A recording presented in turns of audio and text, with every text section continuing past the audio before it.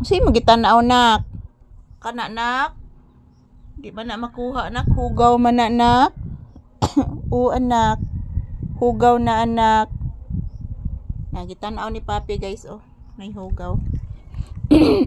Nagipaakas namok. Gipaakas namok. Kato imong giingkit ba namok man to? Nagtugdon sa imong kuan anak ang lamok. Ayan po si papi guys, kinakagat po ng lamok. Kanina guys, dito siya nakahiga kanina. So ngayon nag-transfer siya dyan. So medyo mainit po guys. Tingnan nyo po ang aking bubong oh. So sana pala rin kami dito ulit sa ating trabaho para makabili po kami ng gamit materyales sa tindahan guys. Pambili po ng bubong at kahoy. So ayan po si papi guys. Nagpahinga. Yan, mayroon po siyang tinitingnan. At the same time, mayroon po siyang pinakikinggan.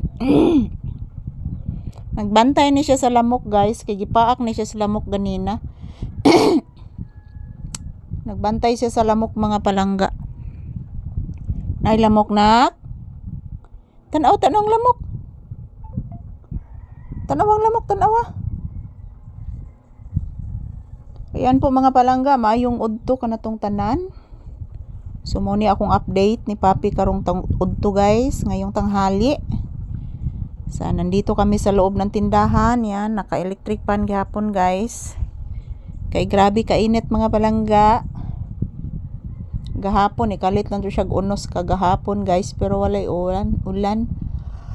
Hangin ragod siya kagahapon mga palangga. So ayan, good afternoon guys. Kumusta po kayong lahat? Nakatambay kami ni papi dito sa loob ng tindahan pa din. Naghihintay ng customer. Ayan mga palangga, kumusta po ang inyong afternoon? So this is papi's update. Don't worry guys, everyday new video. Everyday magkukuha po ako ng maraming video para po sa inyo.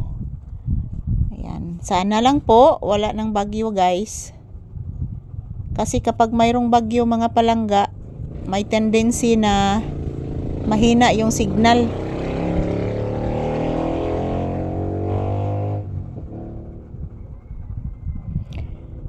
Pag mayroong bagyo guys, may tendency guys na mawawala talaga yung signal.